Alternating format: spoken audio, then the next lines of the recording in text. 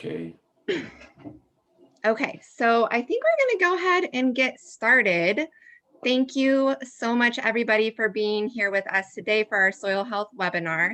My name is Angel with Central and Eastern Klickitat Conservation Districts. We don't have a lot of time getting started up here, but I am going to briefly go over what we do here at the Conservation District. So we work with local private landowners to implement conservation practices to improve and conserve water quality and quantity, soil productivity, livestock health, air quality, plant health and vigor, as well as wildlife habitat. Typical projects include riparian restoration work.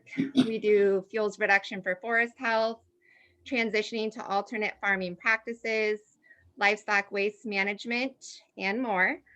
Additionally, we do offer technical advice and assistance to landowners for a wide range of natural resource concerns. So I do have my contact information there at the bottom of the screen. I will be sending out a follow-up email after this webinar, which will have my contact information as well as the contact information for our presenters today. So a couple of things with the webinar, there is a post-webinar survey. If you could please take the time to fill that out, we would greatly appreciate it.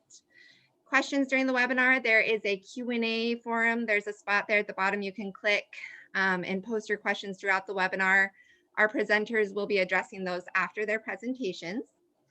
Also, this webinar is funded by a system of rates and charges collected from landowners in Central Klickitat and Eastern Klickitat Conservation District. So we just wanted to say thank you for your contributions to conserve natural resources in Klickitat County. And last but not least, thank you so much to our NRCS partners, both locally and nationally. So I am going to go ahead and present or introduce our first presenter, Justin Morris. Thank you so much for being here with us today, Justin. Here, I'll stop. Thank you for having me. Yeah, of course. I'm going to stop my screen share here. Okay. So Justin Morris has been serving as Regional Soil Health Specialist for the Soil Health Division of the Natural Resource Conservation Service since October 2015. Justin is based out of the Madison area of Wisconsin. He travels throughout the upper Midwest and even nationally to provide education and training on soil health while specializing in managed grazing. Prior to serving his current position, Justin served as a pasture specialist for NRCS in Western Montana, a rangeland specialist in southwestern Montana and southwestern Utah, a soil conservationist in Western Oregon, and as an agriculture extension agent in Northwest Montana. All right, I'll hand it over to you, Justin. Thanks for being here with us today. Okay, thank you, Angel. I'm just going to try to share my screen here. Okay. Let's make sure I get the right button pushed. Okay. All right.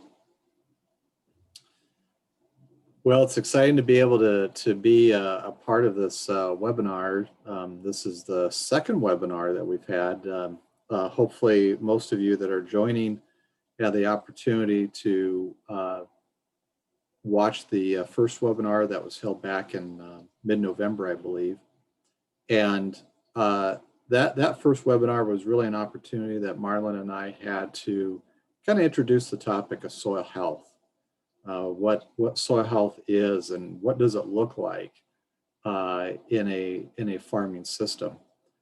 And to kind of follow up with what we presented last November, we thought it would be good, based upon a lot of the feedback that the Klickitat Conservation District had received, to continue on with this theme of soil health and to specifically address some of your interests regarding cover crops, as well as getting a better overall understanding of how the system works, especially underground.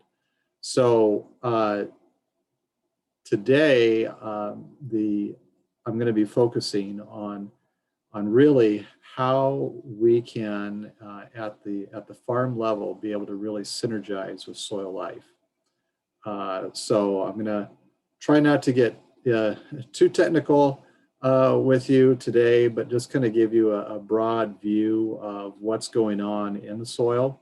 And hopefully by the end of the presentation, we can all come away with a little bit greater respect and appreciation for what's going on in the soil. And that's actually what is making everything possible above ground.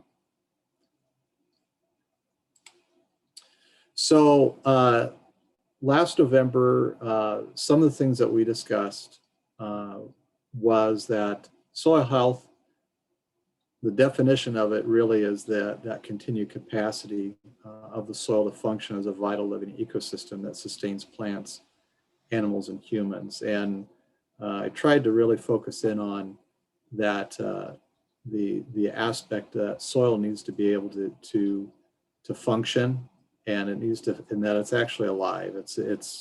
There's actually probably more going on below ground than we ever see what we see in life going on above ground.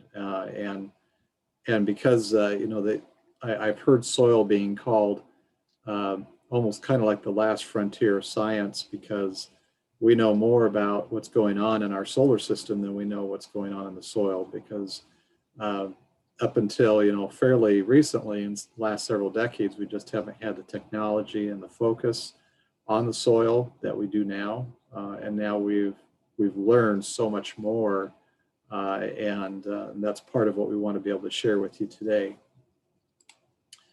We also talked a little bit about the functions of a healthy soil. What, if you're to give a soil a job description, what's it supposed to do? And then we covered briefly the soil health principles, which you see here in this diagram, which there's the principles of minimizing disturbance, maximizing soil cover, maximizing biodiversity, and maximizing continuous living roots. We can also bring in, livestock integration as an additional principle that can really get this wheel of soil health turning. Some of the other things that we discussed is that when it comes to minimizing disturbance and maximizing soil cover, that's really all about trying to protect the soil aggregate. And when I say the word aggregate, an aggregate really is just kind of a collection or a cluster of soil particles that are around soil organic matter. And you can kind of see on this picture, you see these individual little balls of soil, and those are actually what we call macro aggregates. So they're very, very large aggregates. They won't go through the sieve on this screen, but inside each one of these round balls, you can see the diagram on the right that you actually got a lot of pore space. You got a lot of empty space inside each one of these aggregates. And it's actually in the empty spaces of the soils where the really fascinating things happen, because that's actually where our soil microbial life is living at, is in the empty spaces of the soil. We also touched briefly about the other two principles of soil health, which is maximizing biodiversity and a continuous living root. And those two principles are really all about trying to feed soil life.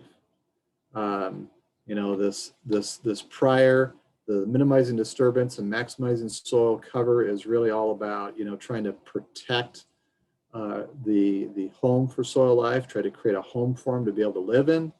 And then maximizing biodiversity and continuous living roots is really about giving them a food source.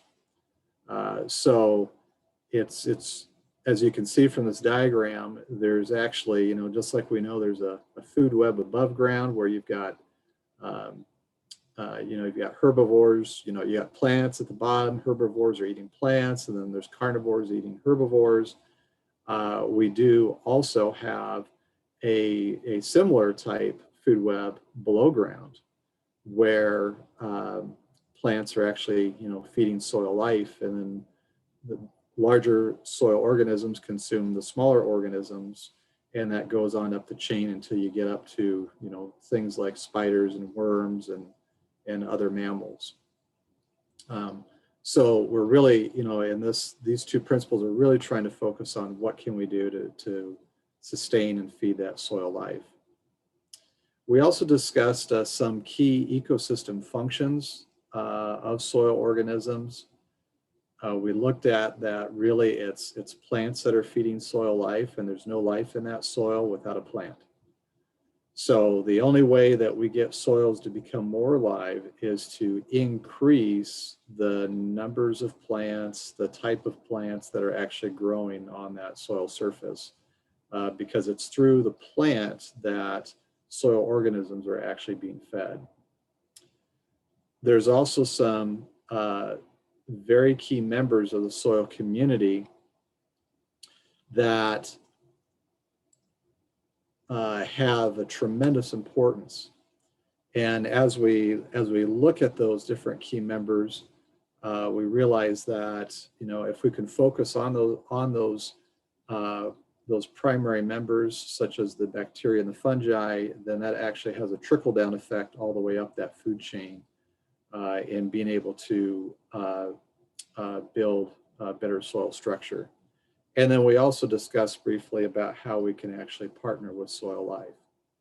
So what's next? We just kind of covered just some of the very basics, but if we're gonna, try to increase our understanding, one of the things to better understand how we can work together with soil life is we'd like to dive a little deeper into that relationship between the plants you grow and the soil life that depends on them. So understanding how this relationship works between plants and soil life is essential to looking at soil really in a completely different way. And as we look at soil differently, we begin to treat the soil as a living being that we must learn to work with, or in other words, synergize. So this synergy creates lasting change that is not only self-sustaining, but self-improving and regenerative for our soils, crops, livestock, and ultimately profitability. So I'm going to take you a little bit on a journey, starting from the very, very beginning. What has to happen in order for the soil life to improve or increase? So it all really starts with sunlight striking a special organ on a plant leaf called a chloroplast, which you see in the middle image. Chloroplasts use water brought up from the roots and carbon dioxide from the air to create a very simple sugar called glucose. The diagram on the right shows the structure of glucose with 6 carbon atoms, 12 hydrogen atoms, and 6 oxygen atoms. And the interesting thing is glucose really is the molecule that powers all the cells in the plant. So every cell in that plant uses glucose to do what it has to do. Additionally, that glucose powers the formation of many other organic compounds, such as organic acids, amino acids, proteins, more complex sugars, phenolics, and even plant secondary metabolites. Interestingly, plants make more sugar than what they need. This extra sugar, as well as the other organic compounds mentioned in the previous slide, are transported out of the leaf, down the stem, and into the roots, as shown by the yellow dashed arrows. Anywhere from 10 to 40% of the sugars a plant makes are released by roots into the surrounding soil, depending on the nutrient deficiencies of the plant. Generally, the more deficient a plant is, the greater percentage of sugars and other compounds are released into the soil. So a question that I'd like for us all to consider is, why would a plant go to all the extra effort to build sugars and other organic compounds to just give them away? I mean, that almost sounds like, the plant is being, wasteful or inefficient. And as I was learning about this process, probably about a decade ago or so, I asked myself the same question, because at the time, I didn't realize that plant roots released anything into the soil. I just thought that plant roots only absorb nutrients. Well, it turns out that plants have a very specific reason for giving out all those sugars and other organic compounds. If we looked at a magnified view of the root zone or rhizosphere, as shown in the diagram there on the far left, we would see bacteria in the middle, all around the root, as well as strands of beneficial fungi branching outward far beyond the plant roots.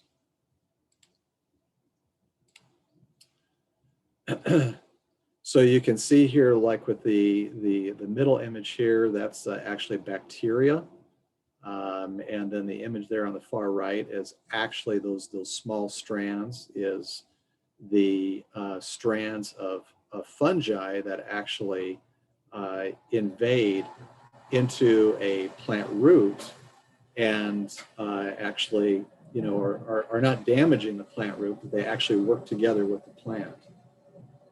So both the bacteria and the fungi receive energy in the form of sugars from the plant, since it takes photosynthesis in plants to create sugars. And in exchange for sugars from the plant, the bacteria and the fungi provide mineral nutrients the plant needs. So you've got this two-way relationship that's taking place. And they do this in several different ways. Bacteria that are really, really close to the root are actually consumed by a larger organism. And then that larger organism digests the bacteria and then excretes that excess nitrogen from that bacteria in a plant available form, such as ammonium or nitrate. So in this diagram that you see on the far right, we see those thread-like structures extending out actually beyond the reach of the root. And these thread-like structures actually increase the root surface area several times so that plants can access minerals and water that's beyond the reach of the roots.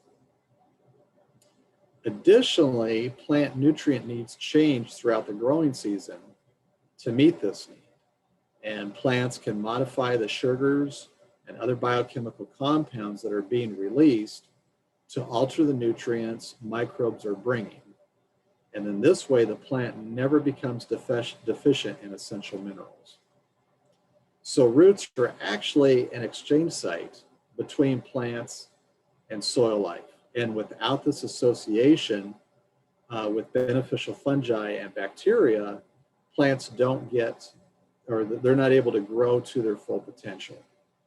And this, to me, is probably one of the most important relationships in nature for us to understand. And it doesn't matter what crop you're growing, or even if you're just in the livestock business and you're raising pasture, you got rangeland. This relationship right here, what I'm talking about, is really, really crucial. And it's really a relationship that we haven't become very much aware of until fairly recently. And this really explains how plants thrive in the wild without any purchased inputs being brought to them. And it also gives us a glimpse of how farmers and ranchers can dramatically reduce, and in some cases eliminate, all purchased land applied inputs. So the photos down below show some of the organisms that actually are predatory to bacteria. So the bottom left one there is a nematode, and the bottom right is a protozoa. And so these, you can kind of think of these guys as like sharks or alligators. So they're out there chomping down on bacteria and then what they actually excrete as a waste product becomes a plant available nutrient.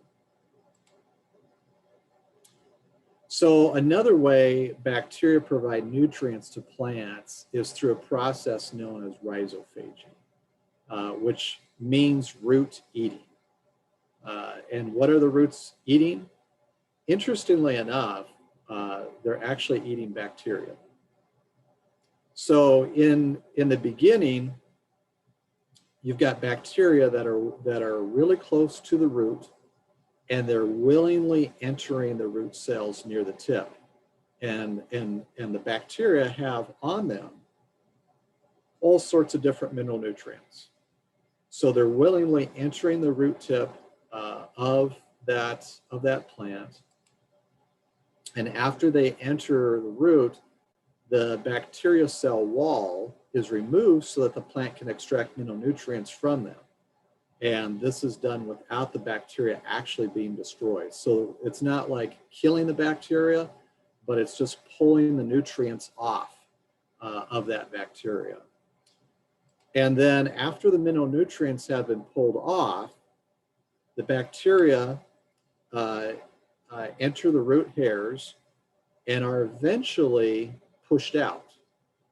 And since the bacteria are the smallest of all the soil microbes, the root hairs actually provide a highway of sorts to get the bacteria into areas of the soil that are minerally rich, where the plant root actually is not at. So you can look at those root hairs as basically it's a way to get that bacteria out beyond the roots so the bacteria can then recharge themselves and reform their cell walls, pick up more nutrients, and carry those nutrients back to the root tip to then be reabsorbed into the plant. When I learned about this information, folks, I mean, this was like mind-blowing. I'm like, I had no idea that plants could actually do such a thing. I mean, we all grew up knowing that plants absorb nutrients, but that's usually because of differences in concentration right around the root. But in this case, plants are actively taking up bacteria and incorporating them, not destroying them, but actually pulling the nutrients off of them and spitting them back out. That's amazing to me. So during this process of providing sugars to feed and support soil life, much of the carbon released by the roots can be stored further down into the soil profile, even into the subsoil. So why would we be interested in increasing soil carbon way down deep? Well, there's a lot of advantages to putting carbon down deep. And that includes improving soil structure. That includes greater ability for oxygen to get into the soil. Also improving water retention and drainage, reducing the risk of erosion and leaching of nutrients, as well as providing greater fertility down deep and enhancing nutrient holding capacity. And really, I mean, all these different advantages translate to that eventually that can actually improve yields on cash crops. And so this diagram, and I apologize, it is a little bit busy, but it's basically showing that there's two ways that nature gets nature gets nutrients, gets carbon back down into the soil. On the left, with the green arrows, we see what's called the decomposition pathway. So you start with plant residues like leaves that have fallen off of a plant, or crop residues that have been left on the soil surface, and they're eventually broken down into simpler and simpler components. So that actually represents the smallest contribution to getting nutrients, even carbon back into the soil. On the other hand, the largest contribution comes from what I'll refer to as the composition pathway, which is shown in the center of the diagram with the red arrows. And that pathway is where simpler carbon compounds like glucose from the plant roots become more complex as they transfer from one soil organism to another. So as the carbon becomes ever more complex, it becomes more and more stable and less resistant to being lost. And this actually represents the largest contribution to soil carbon. And it also translates into a soil environment that is more ideal for growing crops with very little to no added inputs. So one of the things that soil organisms do is they actually physically stabilize the soil. So they actually help to create what we call soil aggregates. And that's done a variety of different ways. One way is that, if you get a lot of plant roots in there, the more roots that you have, the more that they are going to actually enmesh those soil particles and keep those together. The other thing too is that earthworm casts, which is basically earthworm cast, that's just the manure from the earthworm, that actually also helps to cause sand, silt, and clay particles to start adhering to each other. And then you see with some of these really high resolution images down below, where you actually have bacteria and fungi that are creating, you would say, like strands, where they're physically pulling one soil particle towards another. So you could kind of liken that to, like glue. If you're going to take two boards, glue them together, that glue represents, those bacteria and fungi that are actually, giving off these very sticky compounds that are actually causing the soil particles to start clustering together, and then we start getting aggregation. They also do it chemically as well as physically, and that's because if you remember that busy slide that I showed just a minute ago, as one organism eats another, then what happens is that original glucose molecule is getting attached to more and more other glucose molecules. So you start creating these long chains of carbon compounds that we call polysaccharides. And those are actually, as one organism eats another, a lot of those polysaccharides are being released. And the other thing too is there's also the development of what we would call, soil proteins and other biochemicals that are also starting to cause individual soil particles to actually start to adhere or stick to each other. So what we've been focusing on just over the past couple minutes is that there's a vitally important relationship between plants and soil life. And plants provide soil life with energy in the form of sugars through the root system. In return, soil life, and specifically beneficial bacteria and fungi, use the energy and sugars to bring mineral nutrients to plants. And this is how plants thrive for eons of time in the wild, which is just absolutely fascinating to me how this all works. So without beneficial soil life, plants can still grow, but there's a caveat to that. They won't grow to their full yield or quality potential. They'll be reliant on someone else to provide essential nutrients, usually at great cost, and they'll be more susceptible to stresses such as disease, insects, and drought. On most farms, the soil life is there, but it's either in a massively reduced population or in a dormant state. And this is because the conditions for what soil life need to thrive have not been met. So more diverse and active soil life can provide all the nutrients plants need. Let me repeat that. A more diverse and active soil microbial population can provide all the nutrients plants need. And when I say the word all, that includes the nutrients needed for optimal yield and quality for that cash crop, as well as the nutrients needed to fortify the cash crop from disease, insects, and drought. But how do we get there? And that's kind of the $64 question. Is it's, you know, we're talking about how nature can actually do all this, doing so much more than what we're used to nature doing for us. But how do we get to that point? How do we synergize or work with our microbial partners? And really the answer lies in the question, what do soil life need? If we know what soil life need to not just survive, but thrive, then we can modify our management so that we begin doing those things that can enhance their populations and stop doing those things that destroy their populations.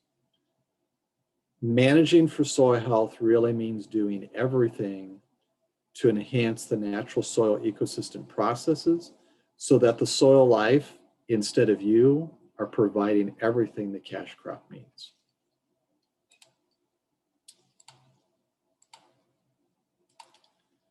So what do soil life need to thrive? And it really comes down to 5 major things. So they are an abundant and diverse food source, optimal water to maintain their cellular structure and provide a medium for moving around in the soil, as well as to grab and release nutrients the plant needs. They also need adequate shelter with enough space to freely move around in. They need an optimal temperature that is neither too hot nor too cold. And they also need abundant oxygen, as many of the organisms that are in the soil are aerobic, meaning, you know, they need to have a nitrogen oxygen atmosphere just like we do. And the good news about all this really is that we can manage for all 5 by what we do or by what we don't do. And I kind of like to liken this to a house. We all live in a house, and in that house, that you could consider your house on a soil level to be the aggregate. So the collection of all those soil particles. So you've got plant roots, you've got soil particles, you've got other, you know, forms of organic matter that are in there. And then you've got all this empty space for water, for air exchange, and for these soil organisms to be able to proliferate and do their job. So when you think about your house, I like to try to liken it to what soil biology need. So for example, with the abundant diverse food, you know, what's in your house? You have a refrigerator, right? You got a refrigerator, you've got a pantry where you've got abundant and diverse food.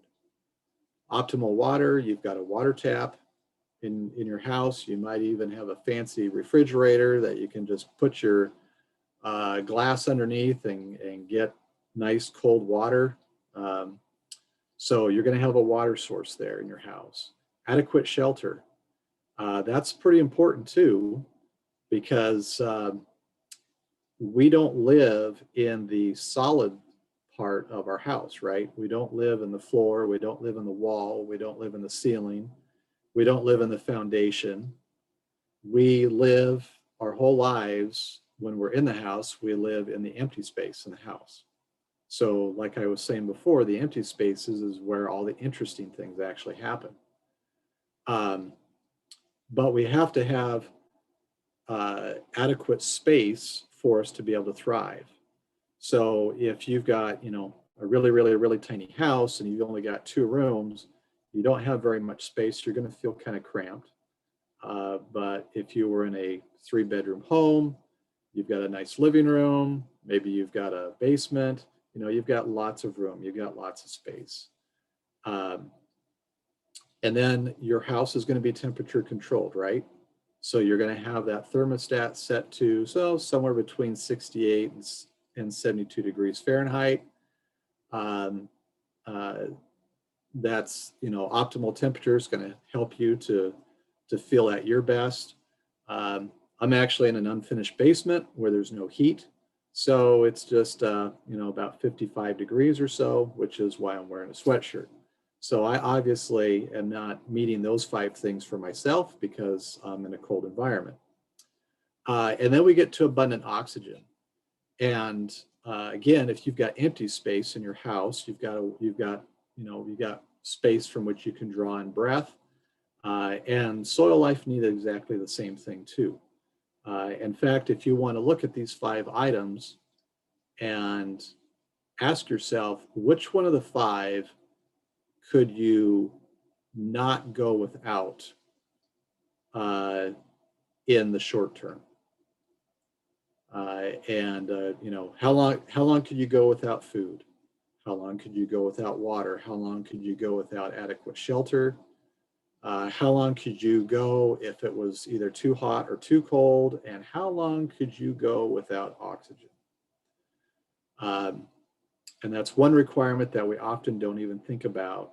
It doesn't even register in our minds that, soil life, they got to have oxygen because, most of us probably wouldn't last too long without oxygen. We can go longer without the others, but oxygen is definitely the most critical one. And it's the same way with soil life. So let's look at how we can manage for these five needs. What can we do? So there's several things that we can do. First, we can diversify our cropping system by bringing in other crops into the rotation.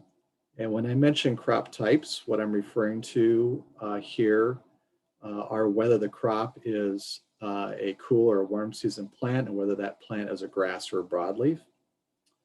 And since wheat is a cool season grass, adding a cool season broadleaf like mustard or canola can help collect nitrogen from the soil for later use by a nitrogen feeding crop like a wheat crop. And there are also other possibilities that may work depending on your goals as well as the markets to which you grow crops in. Here's a simple table showing various different crops for each of the 4 major crop types. Most of these crops have a moderate to low water requirement, but this list, it's not all inclusive, but it does show that there are several crops from each of the 4 plant types that could be used to bring greater diversity to a cropping system. The ideal of what we would like to be able to do, if we're going to really try to meet the 5 needs that soil life have, and one of those needs is providing a really good food source for them. So really building up that refrigerator and building up that pantry with lots of different things, is that we want to include either in our cash crop or in a cover crop mix, we would like to include species from all 4 of these categories because the diversity above ground, the more diverse of the plant types that you're growing above ground is going to translate into diversity below ground. So we see that if we look up in the upper left-hand coordinate, wheat is a cool season grass, but there's also several other cool season grasses besides wheat. But outside of the cool season grass category, we've got cool season broadleaves. So examples of that, we've got things like canola and mustard. Those are actually both brassicas. But then we also have things like flax, lentil, phacelia, and field pea. Lentil and field pea are actually legumes. So those are actually able to capture atmospheric nitrogen and actually through the rhizobia bacteria are actually able to use the atmospheric nitrogen to convert that into an available form for the plant. Down in the warm season grass category, we've got several different millets that are available, and then we've also got warm season broadleaves of various different kinds. Some of those are legumes, some of them are not. Now, you may be asking yourselves, okay, but I only raise wheat. It's either spring wheat or winter wheat. I don't have the markets accessible to me to raise any of these other crops. And that's fine, because there's other ways that you can still include this stuff. And one of the things that I mentioned was um, if you start down the road of actually integrating cover crops into your cropping system, then you can actually start to pull from these other categories and creating a mix that's got more diversity in it to help offset your soil seeing just a wheat root year after year after year. So we want that soil life can actually see or receive nutrition from something other than a wheat root every year or every other year. We want them to be able to receive nutrition from other types of plants, and we can do that in a cover crop mix. So rather than allowing land to lie fallow after we harvest, one of the things that we can do is we can plant a diverse cover crop mix after wheat harvest for late fall, early winter grazing. And that could also be a really good option if livestock and water are available. Interestingly enough, and I want to reiterate this, that planting a diverse cover crop mix after cash crop harvest to be harvested by livestock, that can be done if you're just a crop farmer, you have no livestock, you have no interest in livestock, but there are ways of actually getting livestock on the land. And out here in the upper Midwest, there's really a movement where crop farmers and livestock producers are getting to know each other, and the livestock producers are sending their cattle to graze a crop field that's planted to cover crops, to a cover crop mixture. So that's going to benefit the crop field tremendously from the addition of all the animal manure and urine. And then the livestock producer's pastures get to benefit at the same time, because he doesn't have animals on his place for maybe, a couple of months, and that allows his pastures to be able to start to benefit from the additional recovery time. And this really ends up being a win-win situation where soil health on cropland greatly, greatly accelerates. Taking this another step further, some growers have inserted an annual forage crop into their crop rotation that is grazed during the summer in lieu of a cash crop. Sometimes this can be called a full season cover crop. And so what they'll do is they'll plant a diverse annual forage mix in the spring, which is grazed in the summer using temporary electric fencing and watering systems. And this can potentially improve soil health even faster than a fall grazed cover crop, because the annual forage mix provides sugars to soil life for a considerably longer period of time, and can sometimes be grazed twice depending on regrowth following the initial grazing. So some other things that we can do to provide an abundance to provide for these 5 needs is we can include a diverse perennial pasture in the annual crop rotation sequence for at least 3 years. This is actually what's called sod-based rotations. And because perennials invest so much more of their resources into root biomass compared to an annual plant, this strategy really has the potential to really feed a much larger population of microbes, which can hasten the development of better soil structure. And then when this is paired with livestock grazing the cropland during the perennial pasture phase, the speed at which soil health is improved is greatly increased. So I kind of look at the livestock, whether they're grazing a cover crop, whether they're grazing a perennial pasture.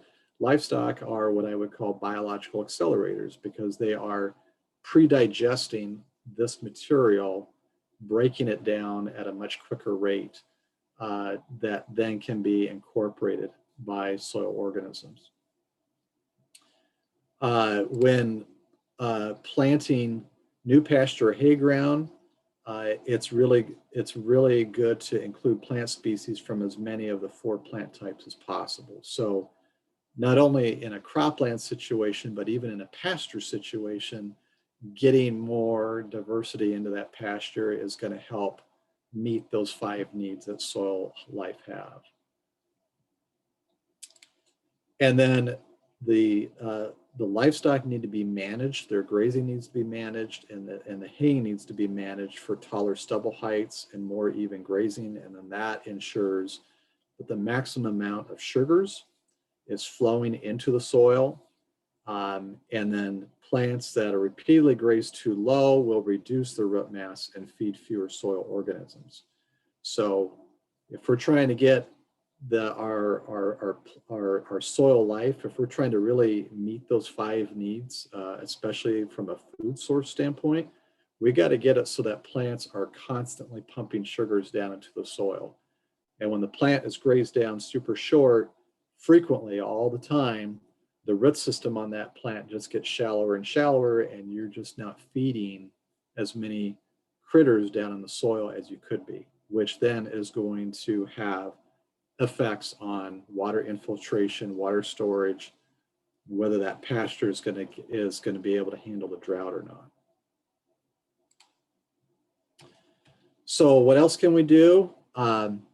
We can reduce or eliminate tillage, and that's because tillage physically destroys soil structure. So when we talk about creating this aggregate, these tiny little balls that have, the bacteria and the fungi going inside of them, tillage is going to counteract or to counter any effort at aggregation. So it physically destroys soil structure. And then when you destroy soil structure, then you reduce the soil's ability to be able to take water in.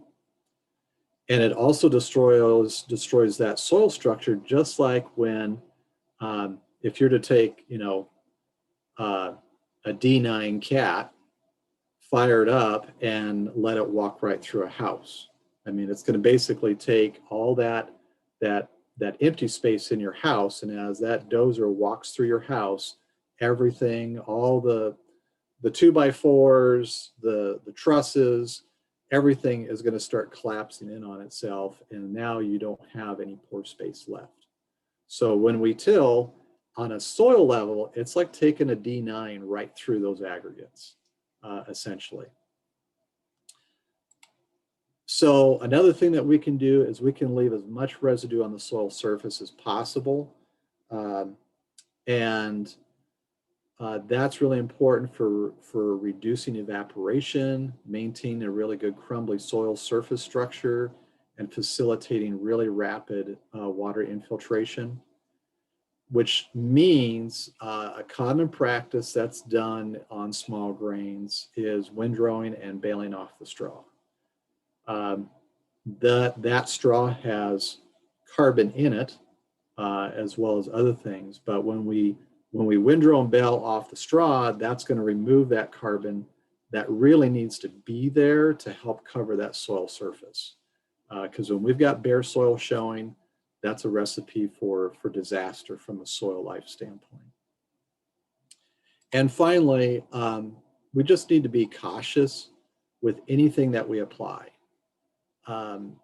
While we're in the early stages, some intervention is often necessary because the system is being held up by a suite of different inputs.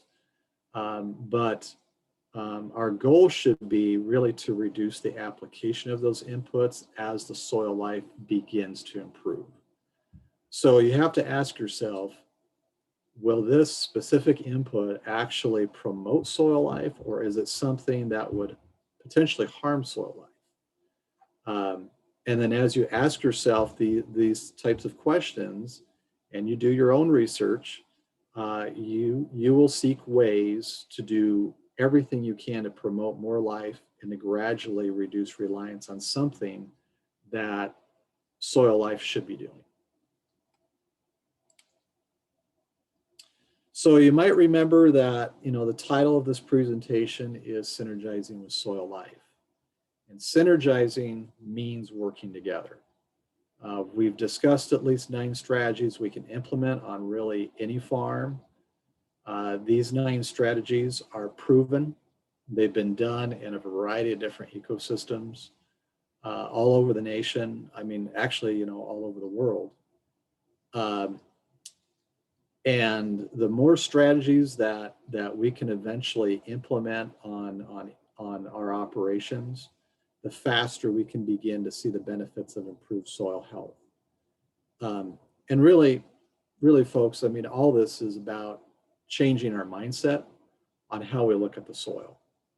And as our mindset changes and we look at the soil as the organisms in the soil, we don't see them on a day-to-day basis. The only way you see them, the vast majority of them, is you got to get a shovel out, you've got to dig into it, and you'd have to look at most of these under a microscope. And because they're so, they're out of sight, they're out of mind, we're not thinking about it.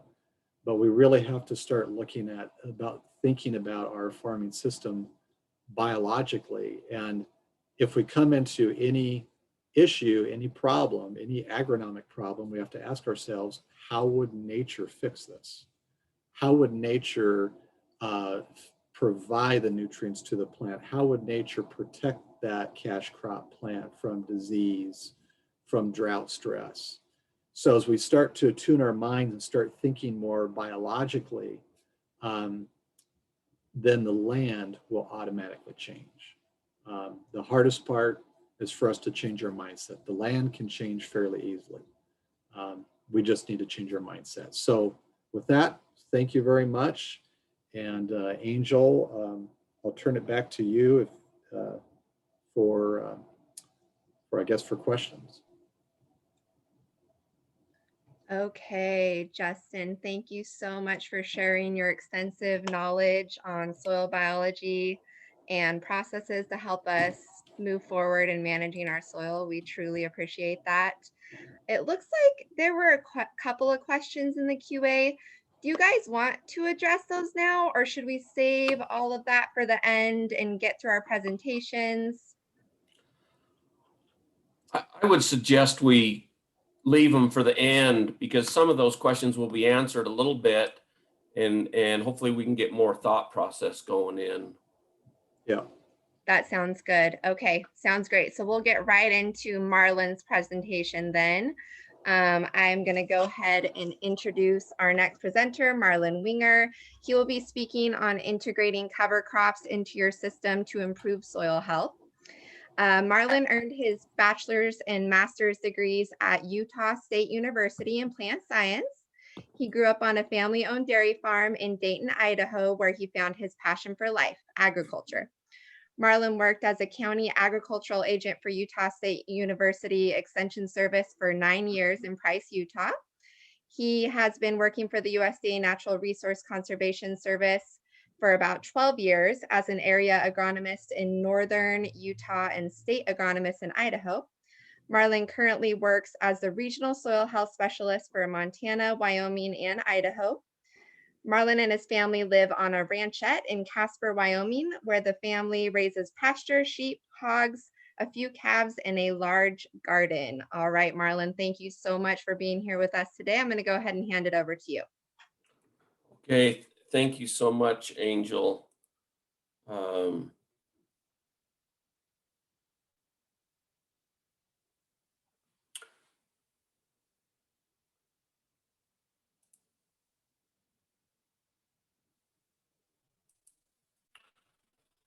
Let me see if I can make this thing work. Are you seeing my slide cover crops, and can you hear me okay, Angel? Yes, everything looks good, Marlon.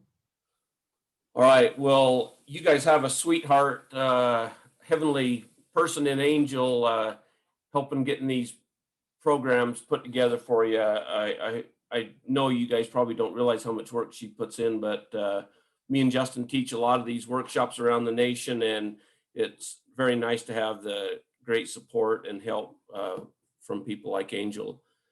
My talk is, I'm going to talk right to the conservation district supervisors. If the rest of you listen to anything that I have to say, well, that'll be an extra treat. But thank you again for letting us speak. My talk's on cover crops, and I ran across in one of our many soil health brochures this statement, and it really pulled at my heartstrings because this is not how I used to farm. It's not how I grew up farming. It's not how I learned to farm at the university. So it's been a real paradigm shift for me. But I love this quote because it always makes me think, if you're trying to make your soil healthier, you shouldn't see it very often. Now, I've been working with producers most of my life. Like Justin was a county extension agent before I came to NRCS. And I remember back in the early days, we used to love to see who could grow the biggest radish or turnip and look at the smile on their face. And that was fun for a couple of years. But now I really get a thrill out of seeing a couple hundred head of stalker cattle on multi-species cover crops on a couple acres and then moved the next day. I love to see district conservationists or extension agents working with producers that are trying to learn these soil health management systems that Justin just talked to us. Is it a cover crop or a biological primer? For decades, we've only really thought about cover crops as being there to prevent erosion, and heaven knows that we have still, it's the year 2021, and these pictures aren't that old, that I personally took of water and wind erosion in the great state of Utah and Idaho. Many soil health innovators have realized that cover crops can be more than just providing cover. Like Justin tried to emphasize, they are biological primers that jumpstart the revitalization of a degraded soil ecosystem. Now, boy, that first time I heard that comment, it's like, what do you mean a degraded ecosystem? Well, if you're eroding soil, you have compaction, you have bare naked, thirsty, hungry, running a fever soil or a field. Yeah, believe it or not, it's a degraded soil ecosystem. Here's a fun picture. It's a little bit of, you see the big bacteria, and the black in the center, the dark is clay, and the white in this slide is polysaccharides. And what's happening is these polysaccharides, now Justin explained what a polysaccharide, it's a long chain simple sugar like glucose. Notice how it's working its way in between those clay particles to help break up that soil compaction. So my question is, where did all that polysaccharides come from? Okay, here's your first test question. Out of the textbooks, the principle, the nature and properties of soil says that the second most important biological process is nitrogen fixation. So that's where a legume, mostly legumes, form a symbiotic relationship with a rhizobia bacteria. They make their little nodule or their home on the root. It's kind of an infection site. And that rhizobium can take nitrogen out of the air and turn it into plant available nitrogen. That's all cool. But my question to you, and I wish if we were in person, I'd beat this out of you. What is the most important biological process? For $5, what is the most important biological process? Terry said he would pay a steak dinner for somebody that could answer that question. What is the most important biological process? Well, since I'm not there, I'll have to give you the answer. That most important biological process is photosynthesis. And Justin did a really good job teaching us this afternoon about photosynthesis. Now, I'm not going to show this video because it's not going to come through our Zoom meeting, but guys, you need to watch this video. It's about a 2-minute video, and you get there by Google searching on YouTube, Gabe Brown Sare, S-A-R-E. Now, you can even buy a little popcorn and call it date night with the wife or your significant other. So Gabe Brown Sare, is a little 2-minute journey of Mr. Brown from North Dakota. One of our colleagues, now retired, Rudy Garcia, put this slide together, and he lists 19 things plus grazing, how cover crops can build soil health. And if you listen to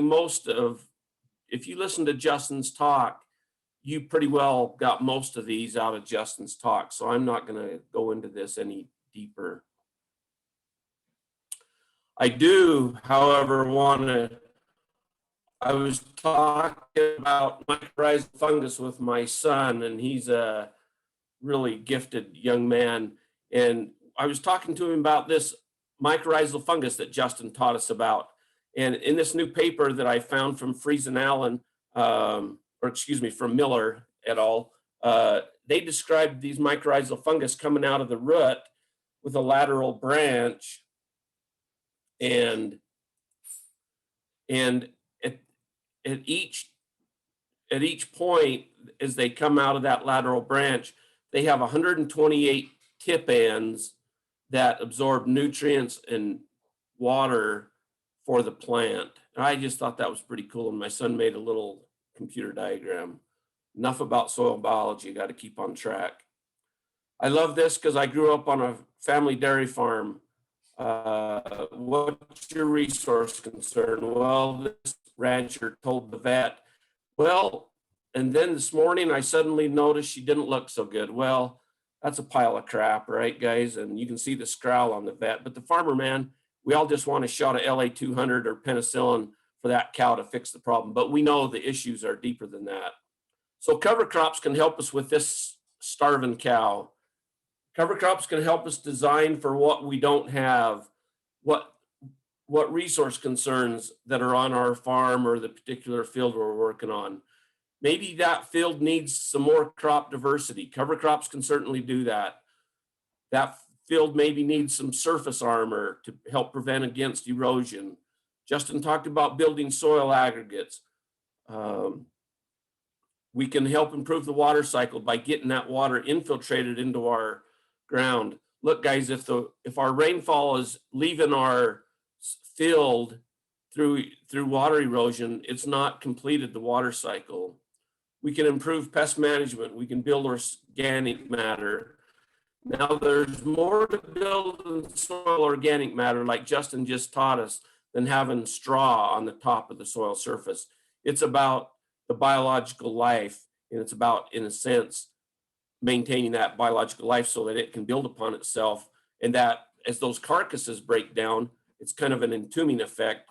It's those carcasses that are that long-term parts of that organic matter with other parts of nutrients in those bodies that are slowly decaying.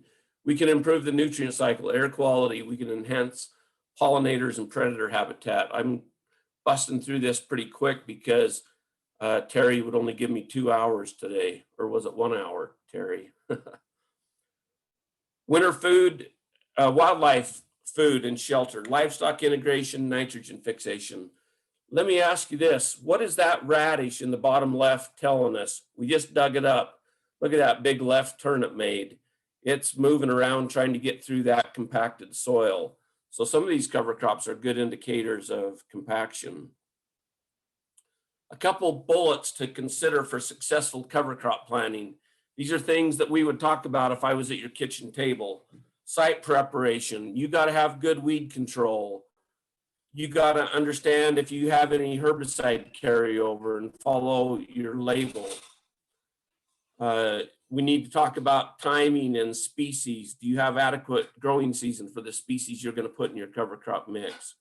What's your current crop rotation and how can we improve its diversity? A lot of people want to just fly a cover crop seed on with an airplane, but I'm sorry guys, most of the time in the arid, dry, fragile West, we can sometimes get a seed on the surface to germinate, but it can't grow a root quick enough to get out of the heat of the day and get down into the soil. So generally, I really promote drilling that gets good soil to seed contact. I'm going to talk a little bit later about seed size and seed depth. I'll show you a couple pictures. Seed size, as many people as in the room, with our different body sizes, there's seed size difference. But what's interesting, most of our cover crop seeds have about the same seed density. What do I mean by that? They have about the same bushel weight, so they stay in solution pretty well in our drills. Seeding depths, when we do multi-species cover crop mixes, lately we've went just a little deeper. We're going about 3/4 to an inch deep for the mix. Nutrient cycling is a big consideration. If we're following winter wheat after winter wheat after winter wheat, we have a lot of carbon in the system. So much carbon that maybe we're out of balance because the biology needs a little bit more nitrogen. Well, we can feed that biology with a lower carbon and nitrogen ratio cover crop mix. Before you plant your cover crop, you need to know how you're going to terminate it. Now, most of the time, most of our cover crops terminate with frost and or grazing of livestock, but there are other termination methods.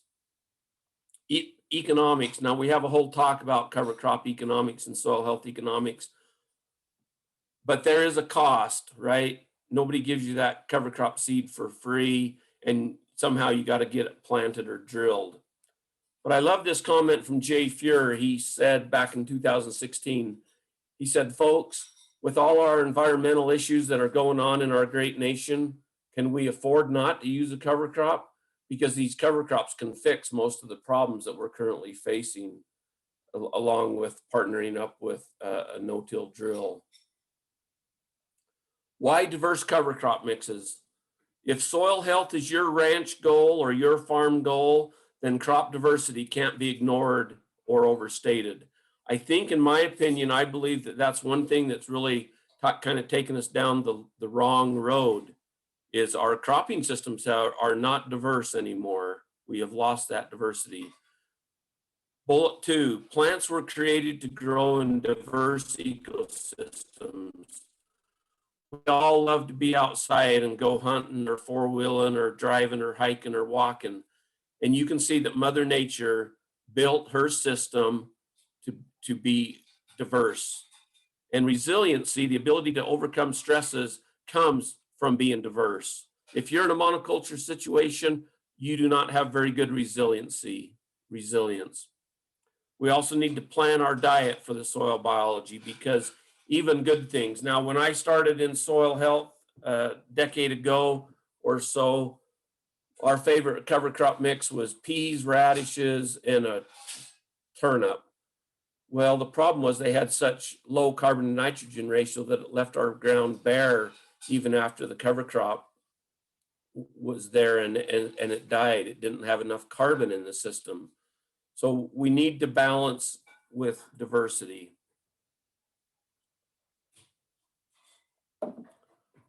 I believe that the principles that Justin talked about can have a positive influence on our soil ecosystem and our return on investment. This is a little picture, earthworms in a cubic foot of soil after the cattle got done grazing a multi-species cover crop in the fall time. This is the picture the next spring.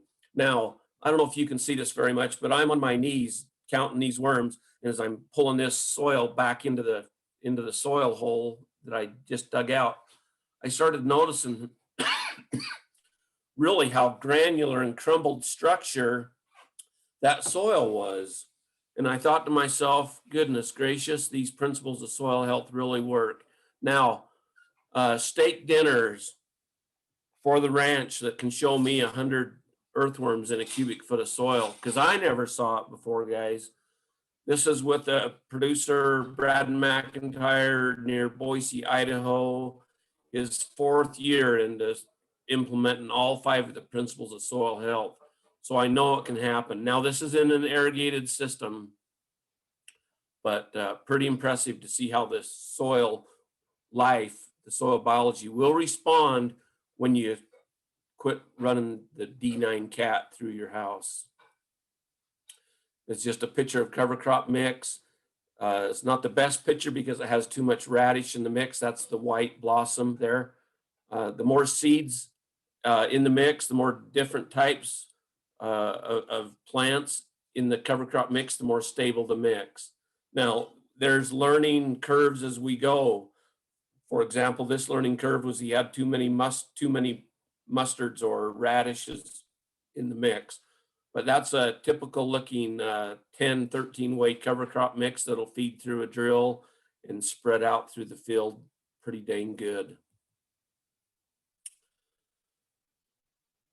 This comment is from Dr. Don Nurkowski, now retired scientist with the Ag Research Service.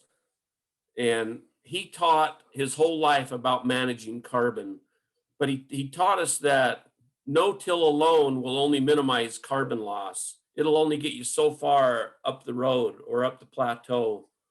But until you start adding cover crops, only then will you start to maximize carbon input so that we can truly become sustainable.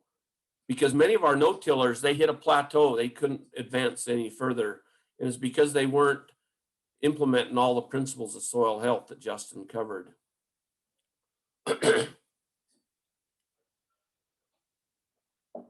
Questions to ask at the kitchen table. If I was at your kitchen table, these are some of the things we'd talk about. As a ranch, as a farm, what are your goals and resource concerns? Where are things that we need to improve on? What's your environmental considerations?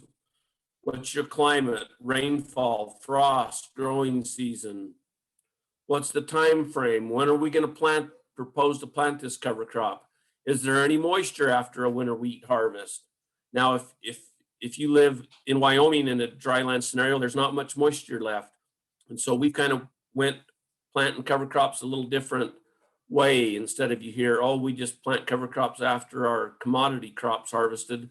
But in the West on dryland situation, there's not hardly any moisture available. Then probably the biggest question is, what's your budget? How much is the wife going to let you spend on a cover crop mix? And we can talk about a little bit of return on investment with this practice. Just a few pictures of cover crops. Look at that. Texas Tech, I think, is the football field. Can you believe that we still have soil erosion this bad in America? Yes, we do. The lower left one is a picture I took in Idaho. Thank goodness we've lost most of our organic matter in Idaho, or that'd be a blackout day, not a brownout day on the road. Cover crops can help suppress weeds. Now, this picture of the roller crimper is not the best picture there because this cover crop's a little thin, but on thicker cover crops, when we roll that cover crop down, instead of grazing it, for example, it can provide good weed control for us. Now, the bottom right-hand picture shows you what can happen with a rolled down cover crop with no herbicide. So that's kind of a goal that we're shooting for, is to reduce those input costs, not to reduce them, but just to flat out eliminate them if possible. Can it be done? Yes, it can be done. It's happening in every state of the nation. Here's an example in North Dakota. Now, we use North Dakota as quite a bit of our examples because these are our mentors. These guys are the ones that have been doing it for 20 years. And when we first started in soil health, we all said, well, God only loves North Dakota. Soil health can only happen in North Dakota. I'll be danged, though. God does love Idaho and Wyoming, and I'm sure he loves Washington too. Here's an example. It's not even a fence line comparison. This is in the same field. So peas were the previous crop. They were combined for their grain. And then on the right-hand side, after crop harvest, there was a multi-species cover crop planted. On the left, now the whole field was no-tilled for both the pea crop and the cover crop. It's been no-tilled for 10 years. But no-till, you can see, is not the total answer, because on the left, as springtime comes, the cover crop is winter killed and dead. But notice there's no weeds. And on the left-hand side, there's a whole bunch of, the field is green of weeds because there was no competition. And so look, this guy that planted cover crops is already ahead. All he's got to do is drill his spring wheat or his early summer corn into that dead residue. He's already money ahead compared to the guy that's got to spray for weeds. So another example of not just reducing the input cost, but completely getting rid of that input cost. What are your goals and resource concerns? Generally speaking, the more specific your goals and concerns, if you only have 1 or 2 goals, the less diverse your cover crop mix will typically be. Look, if your resource goal is only to produce nitrogen for your next crop, we can plan that cover crop mix in about 35 seconds because all we really need is legumes in it. But we hope that we can address more goals and more resource concerns than just one. The tighter your planting window, the fewer species will work, and thus the less diverse your cover crop mix will be. We've asked many of these soil health innovators across the nation, in their opinion, how many weeks of cover crop growth do we need to achieve most of the benefits we showed on those previous slides? And they reported to us, in their opinion, they believe that 6 to 8 weeks gave us quite a few benefits. Well, think about this. Even if you had 8 weeks of photosynthesis, that's 8 weeks more than 0 weeks in the benchmark condition. What's your time frame? There's 4 basic times to plant a cover crop, maybe a 5th if we get into the weeds pretty deep. Number 1, springtime. So instead of having fallow ground, we can put a cover crop in. As soon as you can get on the ground, we can make a mix. Sometimes there's prevent plant because it's too wet, or prior to a summer crop like corn. Now it depends on your precip, of course. Number 2, early summer. This is a no-brainer for irrigated guys, a little tougher for dryland guys, but right after a small grain hay harvest. So you're cutting oats for hay. Instead of leaving that land idle, you can be planting a multi-species cover crop that could be possibly grazed late in the fall or early winter. Late summer is kind of the no-brainer after a wheat harvest. There's still plenty of time if you have the moisture to plant it. Fall time is a kind of a newer situation for a lot of guys, but we have fall cover crops like winter wheat, winter triticale, kale, red clover, winter canola that can survive the winter in most situations. Now, depending on your precip timing and amount and pattern, many of our guys in the West on dry land, there's not the moisture available after late summer, winter wheat harvest. But many of our guys have learned to insert a multi-species cover crop into the rotation, and I'll show you examples about that. Here's just some quick examples from Cornell University. Some missed opportunities in A that show after the crop is harvested and before the crop is planted in the following spring. B shows an opportunity for planting a fall cover crop, letting it grow through the spring, terminate it, and plant your small grain crop. Now that's kind of interesting to me because early in my professional career, we told farmers that you had to do wheat fallow because there wasn't enough moisture to grow back-to-back crops. And then all of a sudden, when I start learning about these soil health producers, these guys that are implementing the 5 principles of soil health, they're planting back-to-back crops. There's no fallow in their system because their system, following the 5 principles of soil health, is improving soil moisture conditions. So the neighbor on the fence line is wheat fallow. The no-till cover crop guy, diverse crop rotation, is growing back-to-back crops. Wow. That was a shocker to me because I didn't know you could do that. So anyway, C and D are also some other examples of planting green or interseeding cover crops within the main crop. We have a few guys talking about planting clovers and peas in our wheat crops now. And so they're growing, it's even a number E that we could put. They're planting them at the same time they're planting their grain crop. Termination methods, herbicide burn down, tillage. We hate to use tillage very much, but sometimes it's the only option for some types of producers. Frost termination, roller crimper in the picture. Most of the producers I work with, probably 99% of them, are all grazing their cover crops, and so they're grazed and frost terminated is the main method of termination. Cover crop tips, use species that are adaptable to your environment. Now, here's the challenge or the charge to the conservation district, to the district conservationist, extension agent, anybody that will hear. How do you know what species are adapted to your environment? Where's your plot? Who's trying this? Who's got a 10-way cover crop mix on a 5-acre little plot of ground that we could go tour this summer? We need to learn to adjust species composition to the season of use. Often we ask guys like Justin, and we ask these innovators, how fast can we speed up soil health and speed up the health of our soil? And the answer is, how fast and how hard can you work on the 5 principles of soil health? Because diversity, which is probably the hardest principle to implement, but it's diversity that speeds up biological time. You need to be aware of herbicide residuals if you're spraying broadleaf herbicides on your crops. They can really have a negative impact on those cover crops.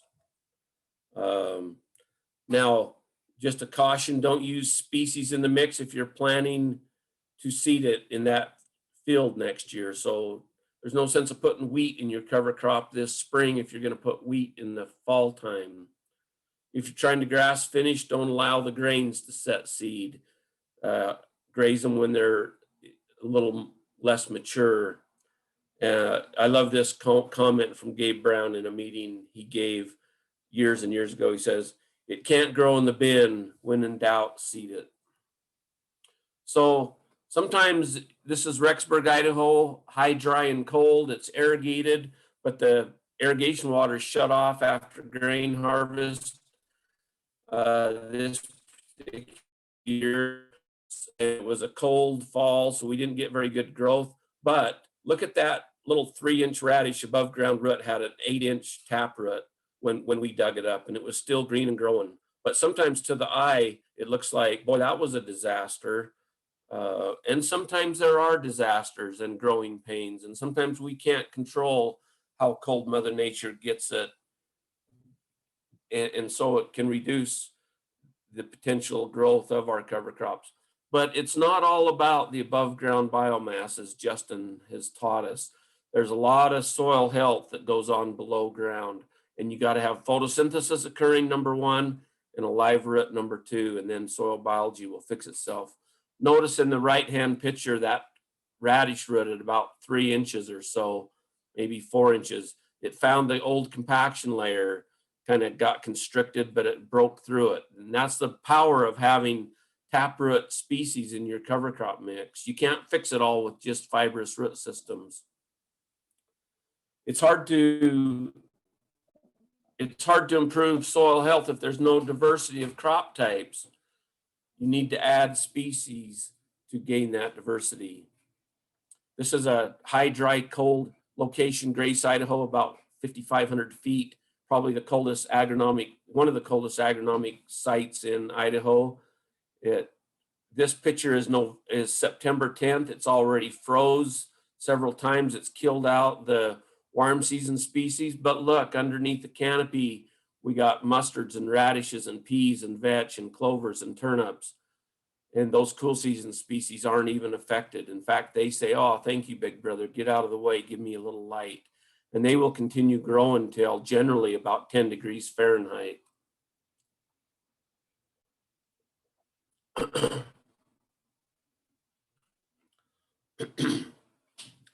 We're also after diversity of root systems, root system types. And this is just kind of a drawing, of course, but in a cropland scenario, if we're only growing winter wheat or spring barley, man, we don't have much of a diversity of root types. They're not exploring very far. We don't have taproots in our system. And so we're trying to emulate in our thought process how nature functions. And many of our cover crops have these diverse root systems, and we need to explore these new areas of our soil. Soil moisture management, that's a big one for the West. It's the number one question that producers talk about is moisture management. Number one, we need to learn in the West to increase infiltration, because if you're losing water from runoff, that's a terrible thing, because you're not taking care of the moisture that came in that precip event. We need to learn to reduce evaporation. Dr. Dwayne Beck from South Dakota has taught us, guys, you got to learn to take E out of ET, which means take evaporation out of the evapotranspiration. If you're going to lose water, lose it through transpiration, because evaporation has no return on investment. You make no money from evaporation, so keep the soil covered. If you're nervous about your water availability, terminate the cover crop while it's still vegetative before the peak water use occurs. Peak water use occurs when the plant starts to flower. My last bullet I just added yesterday to this talk, and this is a producer we've been working with in Sundance, Wyoming area for about 3 or 4 years now. And he's been taking advantage of EQIP through our cost share program. So he just got done grazing this cover crop. And honestly, guys, I got a little tear in my eye, not because the wind was blowing or it was freezing butt cold that day, but because those that leave a little residue get it. That's part of the principle of soil health, is you have to armor your soil surface. You cannot leave it bare and make the system function. Hey, Nance, will you give me a drink of water?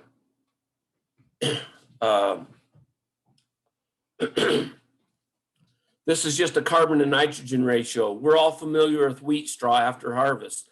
There's 80 parts carbon and 1 part nitrogen. And that soil microbe has to break that down to 8 to 1 or 5 to 1. And so that microbe needs lots of nitrogen. Where's he going to get it from? He's going to steal it from wherever he can get it from to break that straw down, because the microbes get it first. Now, the ideal microbial diet is 24 to 1 from the author of this textbook. That's because the microbes, there's plenty of nitrogen in the system, but it doesn't break down so fast. The residue doesn't break down so fast to leave your ground bare by the time the next crop canopy comes up. Now look at hairy vetch or peas are about 10 to 11 to 1. So that's why a turnip pea vetch mix breaks down so quick, because look, they're so close to the soil microbial carbon to nitrogen ratio. So there's not very much carbon in that system. There's a lot of nitrogen in those low carbon nitrogen cover crops.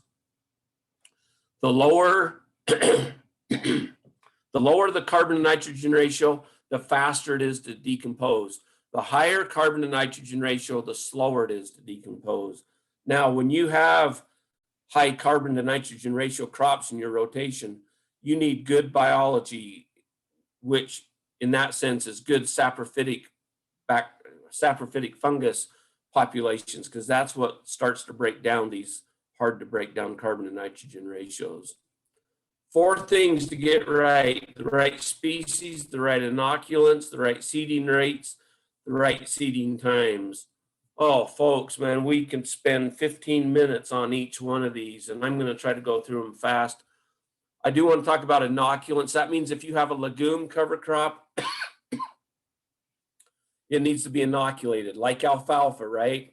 It has a certain bacteria that infects it and lives symbiotic with that alfalfa plant and fixes nitrogen. Plant gives it food, the bacteria produces nitrogen from the atmosphere. Sometimes you can buy these little packets of nitrogen for your cover crop mix. Most of the times when we buy cover crop mixes from the company, they already come inoculated, so we don't have to do it. But realize you just can't throw that packet up on the front dash of the pickup truck and let it sit there for a week and cook in the sunlight, because it's a living organism. It needs to be kept in the refrigerated right before you apply it to your seed. Now, and that's only for the legume seeds. You don't need that for grasses and mustards, for example. We don't encourage bin run seed. It is cheap, but look at all the mess you get with it. Weed seeds now, we can clean up bin run seed, but a lot of times it hasn't been taken care of. But you can see a lot of the weed seeds and chaff that are going to give you problems there. Also, it's good to know what kind of pure live seed you got. In this example, his pure seed is 65%, his germination is 80%, hard seed meaning it's not going to, 10% of it's not going to germinate the first year, and 34% of that bag is coating material, maybe so that they get the seed a little bigger, so it's flowing through the drill a little easier. So be a little aware. Now, most of our cover crop companies have pretty good products, but it's just an example.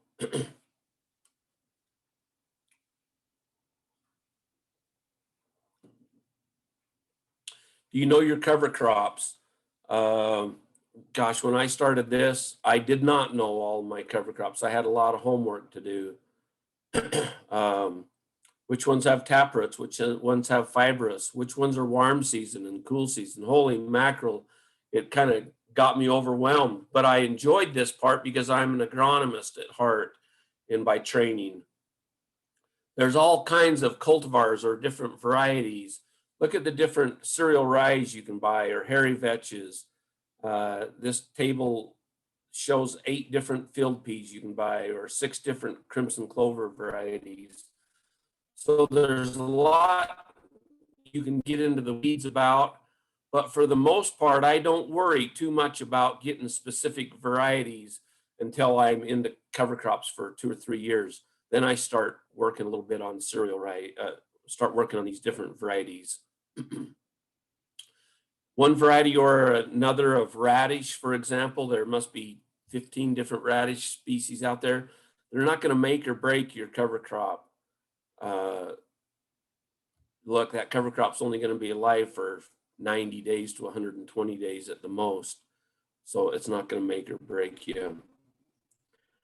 There's different cover crop periodic charts from ARS. Well, let me go back there. This is a cool chart. You can Google search a USDA ARS cover crop chart, and you can get this chart on your own computer. I spent a lot of time in the last decade learning about cover crops, and I started building my own cover crop for Wyoming. That's where I live, and I worked with the state agronomist or some district conservationists throughout the state. And so we built one. This winter, because I haven't been teaching much, I've been working on an updated version of a cover crop. And I was going to have Sergio talk a little bit, but we couldn't communicate very well today. So here's my new periodic table. You can go to it. You can push the control button. Oh, I got to go to the hyperlink. You can go to Facilia here. I don't know about Facilia. It's a cool season. See, the table's kind of split up. The left half is cool season. The right half is warm season. Broadleafs in the center and legumes in the very center. So let's go to Facilia, for example.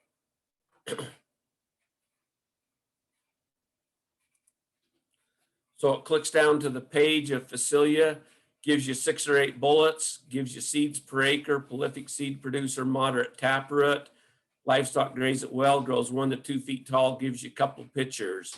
All right, that's just fine, cool, and dandy. Let's go back up. Maybe I don't know about teff. So I can click on TEF in the tab in the table. Whoop, I gotta get Justin to show me how to fix this. Here's teff. It's a warm season grass. There's 1.3 million seeds per pound. If it's coated, there's 600,000. It's about belt high under irrigated conditions.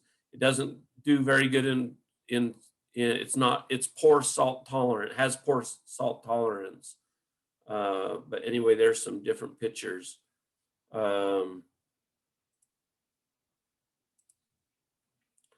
Here's one everybody should know. Let's look at the radish. A radish that's bolted, meaning it's taken its energy from the root system and went up and produced a flower. There's what a 120-day radish that doesn't bolt looks like. So it's got a big taproot on it to help break those deep compactions. Some grazing types are true biennials, so they don't flower the first year. We've only found one of those. The rest of them will flower when planted in the springtime. So anyway, this is a good document. It's fun to learn about and even to develop. And so my challenge talking to Sergio over the last couple months was, Sergio, you need to build a cover crop table for your county and post this where people can learn about it. It's the best way to learn. So cover crop periodic table. Now I got to see if I can get rid of this one. Let's just go through these really quickly. Cool season grasses, we're all familiar with those. Warm season grasses, cool season broadleafs, such as radish, turnips, kales, and collards. Warm season broadleafs, such as buckwheat, safflower, and black oil sunflower. Cool season legumes, they produce the rhizobium nodules that fix nitrogen. Vetches do well, clovers, hairy vetch and crimson clover in the top right-hand corner. Warm season legumes are a little more challenging because they were born and bred in where it's hot, dry, and humid and lots of moisture. But we have got quite a few of these to grow even in Idaho and Wyoming and Utah. Well, Marlon, I love your cover crops, but they didn't grow on my field, all except for the northwest corner. And then they grew pretty good. Well, it didn't take too long to figure out that it was a herbicide carryover that pretty well shut down the cover crops in the rest of the field. So make sure you understand your herbicide program. Now, this is kind of an introductory cover crop talk, so I don't go into how to make mixes very well unless you give me more time in the future. But my philosophy of building cover crops came from North Dakota, and it really seemed to fit with me in the region that I work in. We plant between 30 and 40 pounds of seed to the acre. And on the left-hand side is a cool season mix. On the right-hand side is the warm season mix. So in a typical mix, we might have barley and oat at 8 and 5 pounds, vetch at 2 pounds, pea at 15, crimson clover, radish, rape, and turnip all at 1. So that we're trying to bring in diversity of types of above ground biomass and root systems, and that we believe will increase the diversity of soil biology in our soil.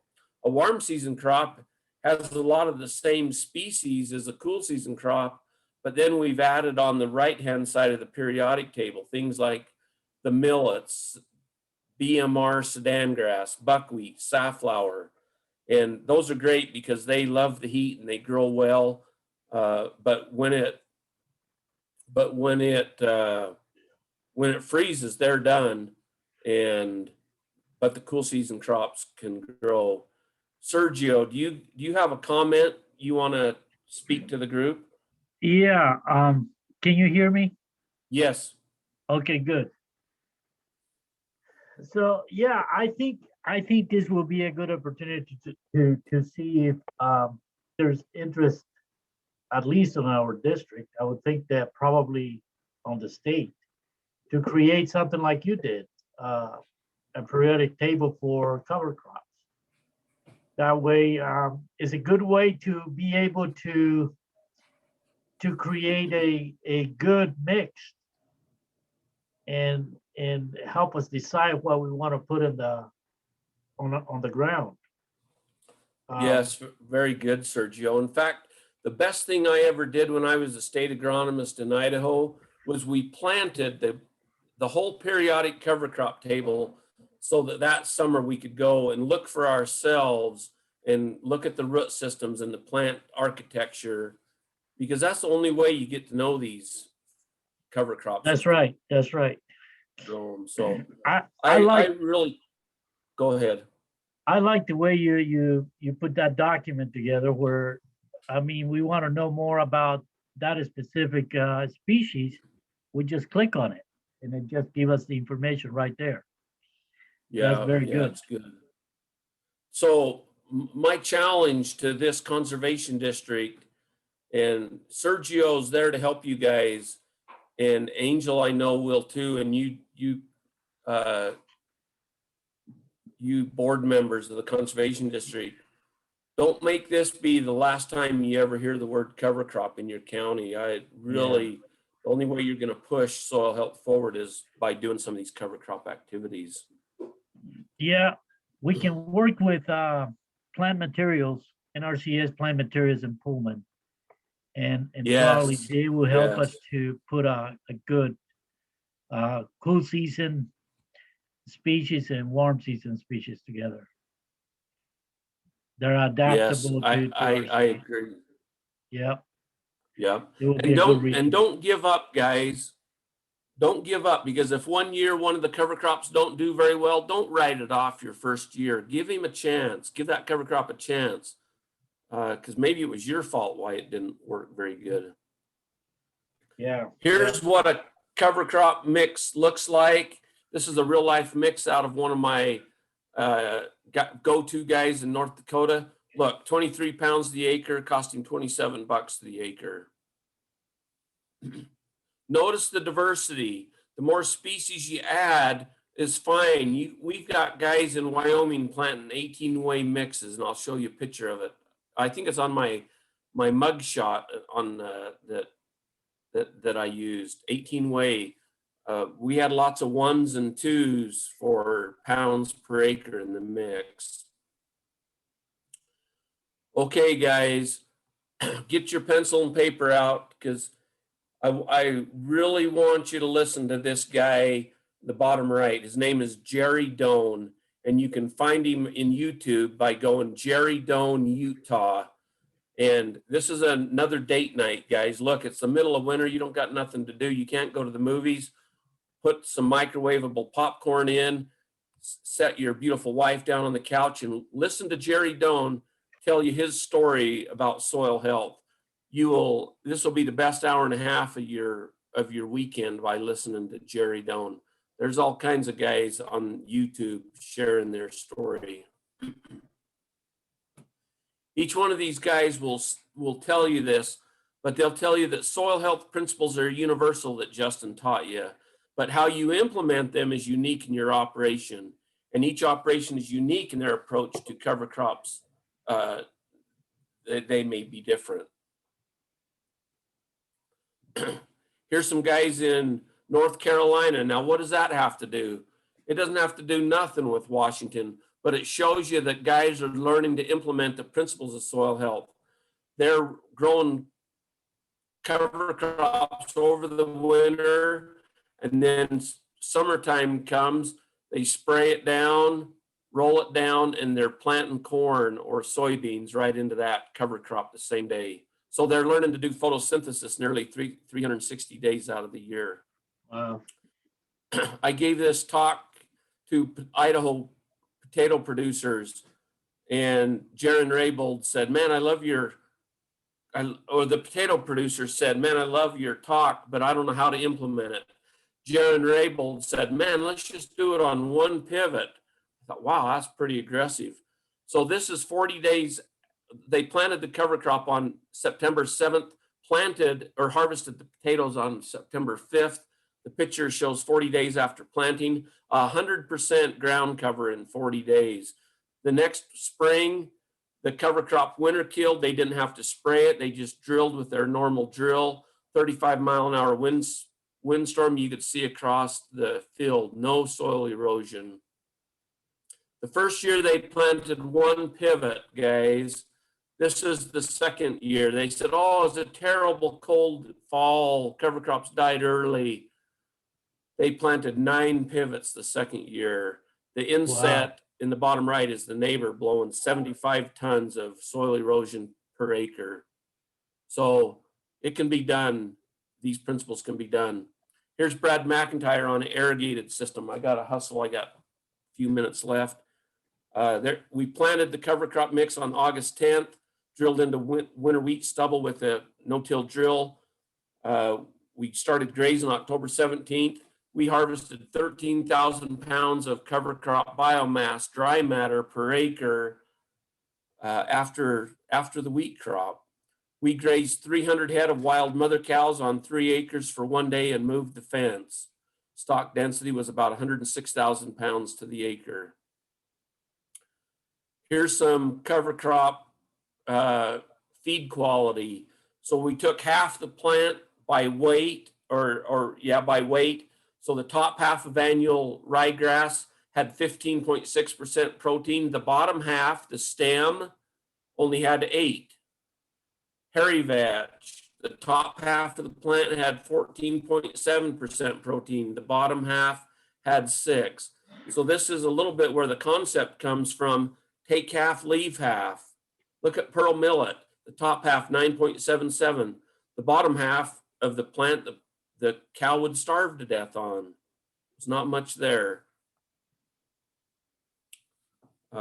This is a 6-way cover crop mix planted in the middle of the heat of July in Boise, Idaho.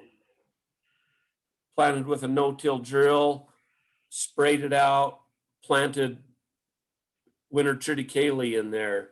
So we didn't have to do nothing that. We didn't have to roll it down. The herbicide just killed it, and we were able to drill right into that standing cover crop. Here's an example of cheatgrass beating us in the high dry land areas of eastern Idaho. If you don't control the weeds, they'll beat your cover crop. So we sprayed everywhere except that triangle. Here's just a storybook of producers in northeastern Wyoming that are all implementing soil health principles. We've been doing these soil health workshops like we're doing in your county for 5 years now. And things are really starting to move. Have we had some failures and challenges? Yes. Have we learned from them and moved on? Yes. One of the biggest things we're doing in southeastern or northeastern Wyoming is we're taking out old hay stands of smooth brome and alfalfa that are no longer productive. And Clint Sell, the producer in the black shirt, this is a 10-acre field, and we've been working with him for 4 years on this and other fields. But so we've implemented all 5 of the principles. So we minimized disturbance. So we sprayed it out. We left the residue on the surface. We kept armor. We had a diversity of plants, 8 or 10-way cover crop mix. We kept living root in the system as much as possible, and then integrated livestock. So one of the big challenges we have in Wyoming and everywhere in the West as cowboys is that we have taken these hay fields, we've taken the carbon off of them, baled it as hay, and taken it into the farmstead where we feed the cattle during the wintertime. So what we're learning to do is to be carbon neutral. That means the carbon or the residue that is produced on the field is fed back on the field where it come from. So this is Big Jake in the red. First year, regenerating 250 acres of dryland hay, 16-inch precip zone, 10-way cover crop mix. He sold his hay equipment, his swather and baler and rake, so that he could buy a no-till drill and a weed sprayer. So Jake has pretty well reduced his feed cost by 80 to 90%. And so he's growing these cover crops during the summer. They're warm season mixes. So it has a few cool season mixes in it. And then he's winter grazing these. We're also planting some Sudan grass and millet on a few 50 or 75 acres of the farm to help improve cover crop. So Jake's whole idea, and I don't show the picture in this version of the slide, but his whole take on this is to eliminate putting up hay on his ranch, because he's going to learn how to graze cover crops and return the carbon back where it came from instead of hauling it off the field. Some years we have droughts, and this is Gillette, Wyoming. We had a field day. We said, why are we going to take producers out and show a disaster? Because we all learn from it. Look, everybody's talking in little groups. The cover crop didn't do as well because we didn't get the summer precip, but we could identify them, and the next year things get better, because you got to have rain in order to grow a plant. When we talk about soil disturbance, the top right picture is what a no-till drill does. We're leaving the residue there. We're not tilling it in. We're planting these cover crops with no-till drills. Videos, I can't show you, but this is what some of our producers are trading. 1.5 tons of smooth brome alfalfa hay for 10 tons of cover crops. Not 10 tons, 10,000 pounds, excuse me, a multi-species mix. That was a dry land field. This is an irrigated field. I'm just going to this is another irrigated example. Most of these are all first or second year producers in Wyoming. In Pocatello, the top left picture shows us that this is a wheat fallow alfalfa, not a wheat fallow, a continuous small grain alfalfa rotation, no-till. But this is where they've inserted multi-species cover crop into the rotation because there's no moisture left in the growing season after wheat harvest. So they insert the cover crop as part of the cropping rotation. In fact, on where the swath picture is, they've planted so many cover crops that the cows can't keep up with them. So they've swathed the cover crop, put it in a windrow to stop maturity, and then move the electric fence. They give them 3 or 4 windrows a day, whatever. I got to push through some of this. Doug Carr, man, what an example. He's got a great story, a dry land winter wheat cover crop swath graze program. So anyway, I want to leave a few minutes for questions. We don't have time to make cover crop mix in this training, but that's something we would do in another training. So Angel, I've been talking way too much, and I'll like to answer a few questions if the audience has some. Yes, thank you so much, Marlon. We appreciate your presentation. I know there's a lot of cover crop curious folks here in Klickitat County, and I appreciate you touching on moisture management because that's definitely one of our biggest concerns being in a really dry area. It looks like we definitely had some questions coming through. Will, it looked like you had a couple of questions, so I'm going to go ahead and unmute you so that you can just pipe up and elaborate. Okay, hello, you hear me? Yes. Yep. All right. The second question there was just more of a statement, just to give you a background to hopefully see what you guys suggested for the area, because we do have a unique area that we're so cold even during the summer at nights. We almost never get above 60 degrees at night during the summer. Killer frost, middle of May and the 1st of September. And irrigated, of course, gives us some abilities of doing some fun stuff, but dryland guys, just what do you do when you don't have any rain to do any fall seeding after wheat harvest and you can't grow any C4s because by the time it gets warm enough for them to live, you run out of moisture and that kind of thing. Good question, Will. I hear this comment everywhere I go to teach soil health in the West. We're high, dry, and cold, Marlon. It will never work here. This is why, as a conservation district, you guys have got to do something. You have got to put some plots out and some mixes out, and me and Justin can help you come up with some mixes, some alternatives to do. In Wyoming, these guys said, we're high, dry, and cold. Nothing will ever grow here except wheat and barley. Now we got most of these guys in Wyoming are growing full season covers, and the majority of the mix is surprisingly, even to me, but we've got warm season grasses like millets and sunflowers and safflower and sorghum sudan grass and grazing corn to grow. And they've never grew them before ever in the county. So what I would say to you, Will, is never say never. Now, if the precip pattern is so dry in the summer, but you guys are the same precip pattern we are in Idaho and Utah, in Oregon. So like Sergio talked about, we need to make a couple different mixes, some in the springtime.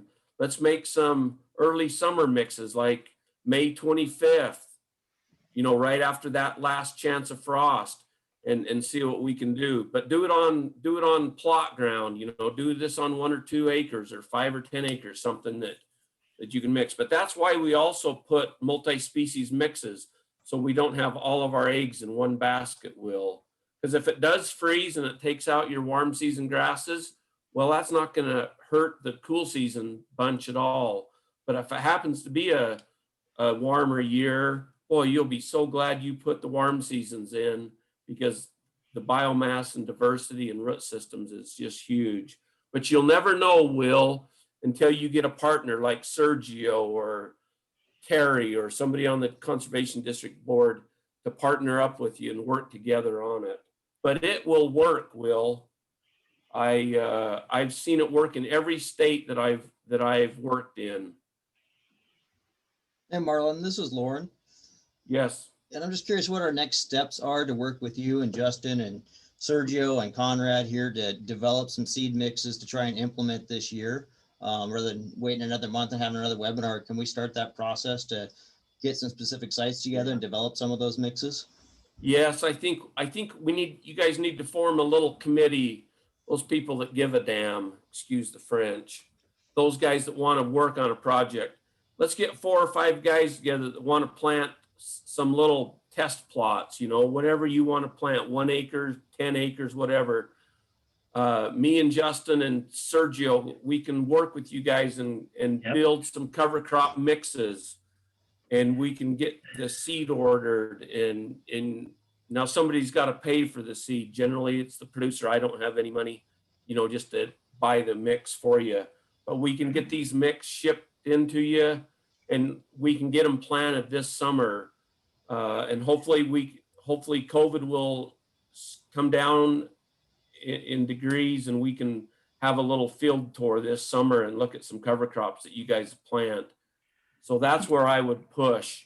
Let's get some cover crop mixes developed and planted, even if it's on small acres, 1 or 2.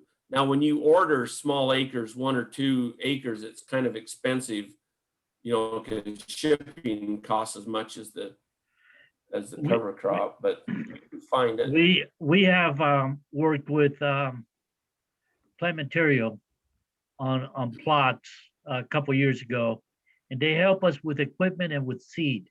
I can contact them again and figure out how can they help us. Maybe the seed will not be as expensive, or maybe they can provide us with the seed.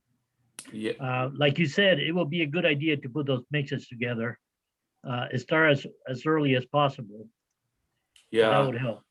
So we can easily do that, Lauren. We can plant a cool season mix, and we can plant that as soon as we get on the ground somewhere, whenever that is, April 1st, April 15th, whenever the winter breaks. And we could do one for the 1st of June, the end of May sometime. So we have a couple opportunities that we could take advantage of. And do those seed mixes vary depending on soil conditions or past use, like a burnout alfalfa field versus a winter wheat field or something like that? Or is it really just species specific depending on the climate conditions and season?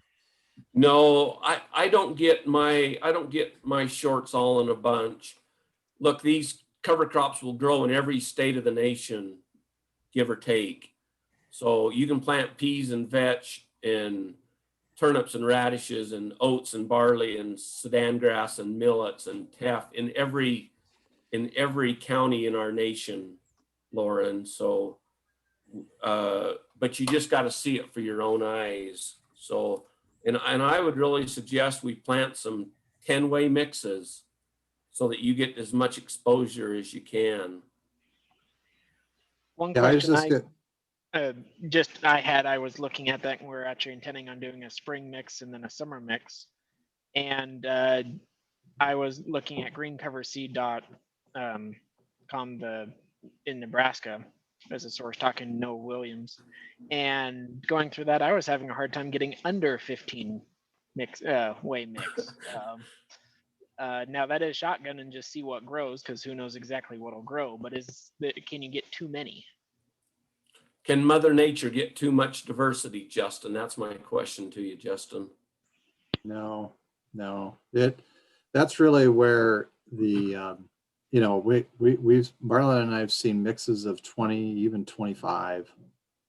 And I mean, I've actually heard people doing like a 60 or 70, which is pretty incredible. But yeah, you can't get too diverse, so if you've got like a 20 or 25 way mix compared to a 5-way mix, you're obviously going to have a lot less of each of those species. But the nice thing is with the mixes is you're hedging your bets depending on what the weather is going to play out. You're going to always have something that's going to be growing, and that's really the power of having that added diversity. So. Marlon and Justin, this is Conrad. I work for the NRCS here in Goldendale as well.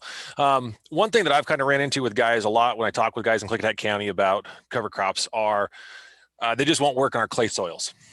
You guys have any recommendations on that? How do we break through that with guys that cannot consistently say, I got clay soils, they won't grow here, it just won't happen? So you remember my little picture of 165 earthworms in a cubic foot, Conrad? Yep. That soil was the heaviest clay soil I've ever seen in my life. It was river bottom clay. And we grew 13,000 pounds of cover crops on that. Now it was irrigated after a wheat harvest. Okay, so that's the other thing. When we're talking a lot of the guys here being dryland guys, and they are coming out, and a lot of the ground here too, it's right around the Goldendale area, at least anyways, they've kind of got a alfalfa dryland wheat summer fallow rotation that they'll do. They'll be in wheat or grain hay with a fallow for 5 to 6 crops, and then they'll go into alfalfa for 5 to 10 years. Yeah. And so sometimes you get into those, and what I've heard from some of the guys is like when you're coming out, they don't have the time they feel they don't have the time in the spring to seed their springtime cover crops or their summer cover crops before the ground goes rock hard. And I would assume, again, a lot of this has to do with the soil aggregation being just completely beaten down to nothing. So you're not holding the moisture, you're not holding the water and that kind of stuff. And so would there be a benefit to start like a wintertime, a winter cover crop that would go in the fall that would help carry over into the spring a little bit. And then if you end up with some termination, could you expect to go back in within a summer cover crop and maybe hold some more moisture with that? Is that kind of a way to look to push these guys or recommend these guys kind of start going? If I could add on that real fast as a producer, is that just as a generality, everyone has come to the conclusion that if you can get something seeded in the fall, even if it's halfway into end of October, that is better than a spring crop 80% of the time, just because their spring crops suck so bad that it's worth getting it in the fall period. Unless you're talking CRP, and then they'll only seed it in the spring. But so I'm from the same planet you guys are, and I'm pretty dang close to you. I spent my whole life in Utah and Idaho and Wyoming. And that's why we have we don't have a lot of moisture after the crops. It won't work, guys. Generally, after wheat harvest, there's no moisture left. So a lot of the guys I work with are doing full season cover crops. And we have got a few guys, Conrad, planting some fall seeded cover crops, but you got to know what we're after. What's our goals and objectives? Mhm. Because they will start to pull quite a bit of moisture out pretty early, and there doesn't leave a whole lot of spring moisture left if you got a live plant growing all winter and early spring. So it's kind of a case by case basis, but guys, there's all kinds of dryland guys. Remember the guy in Pocatello, the pitcher? They're growing 500 acres of multi-species cover crops, but they're growing them in the rotation. So they grow them instead of growing wheat, and they're grazing, so they're getting some diversity in their systems. But number one, Conrad, they are following all the principles of soil health, because this ain't going to work if your ground's bare. Right. It just ain't going to work. Your soil is so dysfunctional in the West. Our soil is so dysfunctional. We've got to get back to the principles that created the soil ecosystem. Don't you believe that, Justin? Well, exactly. I mean, if we look beyond our cultivated ground, beyond our cropland, and you see how nature's functioning out there, you see the diversity, you'll probably even see warm season species on rangeland. I mean, so if you look at the template that is in your surrounding ecosystem, that's gonna give you a pretty good clue of what is possible. Now you're not going to be cultivating or raising as a cash crop blue grama grass, but it's those functional groups that you see in a native system that we can kind of emulate in a cropland system. So if we can kind of create those same relationships where we've got those diversity of species, and a lot of this comes down to is trusting in the system, trusting nature, because nature can do it. Now, I know there was a question that came up about, how can a cropping system survive in a basically where you're not providing any inputs. And the producers that have gone to that length, that have improved their soils, where they've integrated all these principles together, and they've been doing it for 4, 5, 6, 7 years, they're basically got their soil life providing everything biologically, so that the inorganic input, the synthetic input, is no longer required, because now the soil life are actually doing it all, and they're nurturing that soil life by the integration of cover crops into their system. And I think, especially in a dry system such as where you guys are at, I'm guessing Goldendale's probably in that 10 to 14 inch precip zone somewhere. That is completely possible. I think if you worked at it more from an approach of, can we, in lieu of raising winter wheat, on this ground, for this 1 year, or during the fallow year, can we get a cool and warm season mix in that we can grow full season, that we can actually get animals on, and actually, start to wake the soil life back up. See, that the part of the problem is, guys, is that, like I was saying before, most of our farms, the soil life is either so decimated or in a dormant state. We haven't seen in our lifetimes what the soil life can actually do. We don't know what's possible. And that's where I think doing some of these trials can help to illuminate us on really what can be done in your guys' environment. What Because it can work. kind of follow up along there, Justin, when you're talking about guys, getting the livestock on it, what do you do with the guys who don't have the livestock? Is there a way, is there a type of mix that you should tailor towards them where I know you can chemically burn it down or you can roller crimp it out and whatnot. Is there one way that you're seeing better? Because I know that there is guys, especially on the eastern edge of our county and some closer to the Golden Hill area, that are really just wheat, either recrop wheat or their wheat fallow rotation without the livestock operation in there with it. They don't have the cows anymore. Maybe back 100 years ago, the family did, but now a lot of them don't. And so they're really just a winter wheat rotation that they're kind of doing, a winter wheat fallow. Again, I'm assuming you can just tailor the seed mix, but is there a way that would be beneficial for them to look at going? Is chemical burn down the best way? Do you lose anything in your cover crop and your microbial activity in the soil by doing a heavy chemical burn down? Or is there one way better than the other, or is it just kind of whatever fits their situation? Well, that's a really good question. So I'll try to address it a little bit at a time. So first of all, when it comes down to utilizing that cover crop, whether you're going to try to run it through an animal or whether you're going to do a chemical burn down, utilizing it through an animal is going to take obviously more labor, more logistics to make that work out, because if you are a wheat farmer that has no cattle and you don't have a fence on your place because the fences were taken out decades ago, you'd have to work out the logistics with the livestock producer to bring their animals on the crop field to then utilize that cover crop.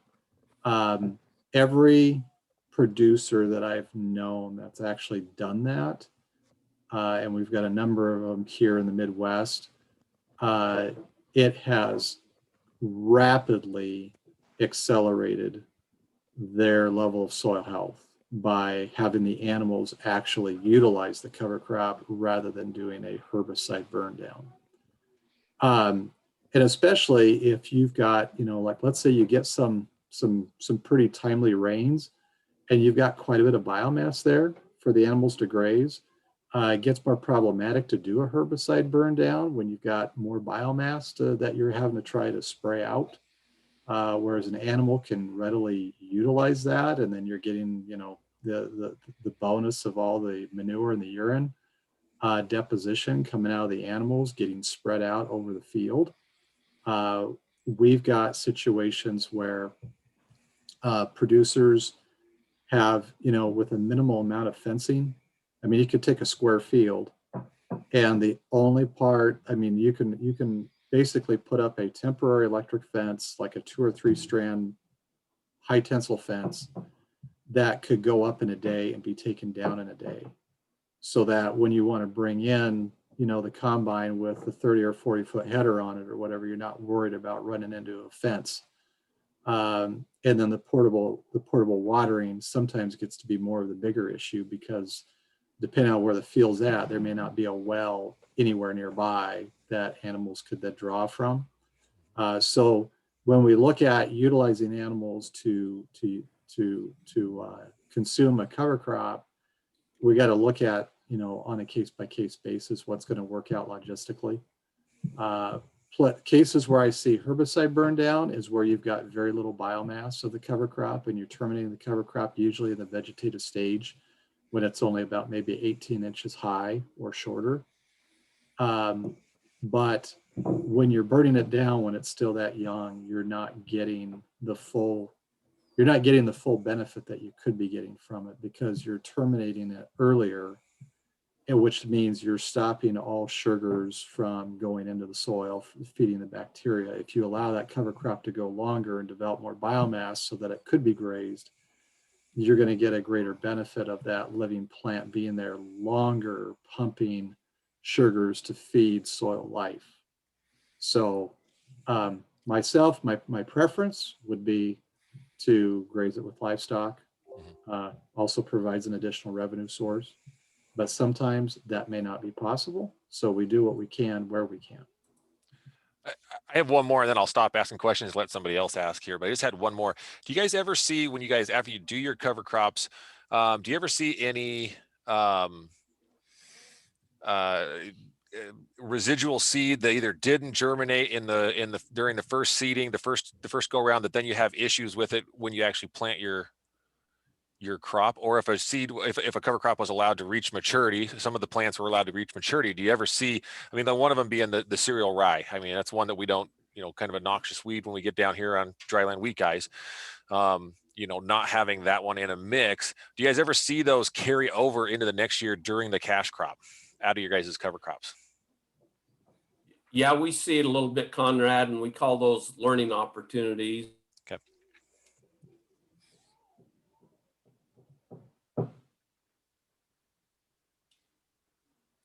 Oh, Did he looks like freeze up? Marlon got Marlon, frozen. I think that you're frozen up there. We use a lot of warm season species because they never mature and produce seed. But yeah, we make a few mistakes, and generally in the West, we don't put very much rye, hardly at all, because most of us spend our lifetime rogan rye. Right. But so some of them will go to seed. And if some of them do go to seed, we need to know that before we plant them, which one of these are going to go to seed. But generally in a wheat rotation, we're spraying out those broadleafs, and it's generally not been an issue for us. Okay. All right, that'll be my last question.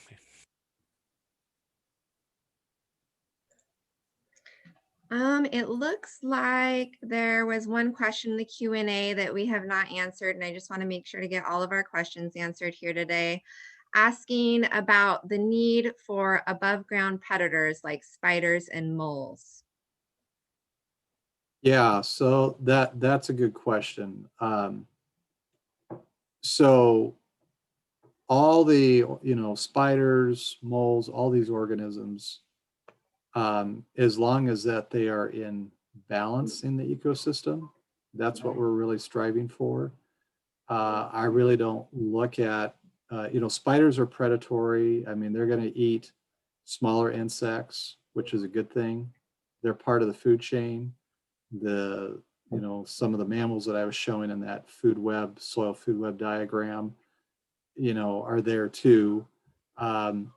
Issues where we get a proliferation, like too many moles or gophers or whatever, usually means that we've got some other things that are out of balance in the ecosystem. Because nature always strives to have a balance, but oftentimes what we do in it, can interfere with that.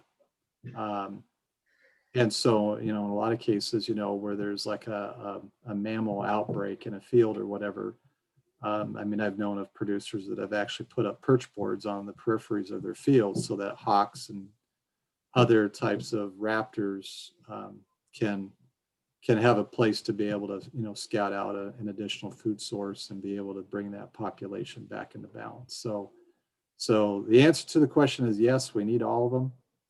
But where we see too many, then obviously, there's something that's out of balance, but we just need to bring, invite the predator to come and spend more time.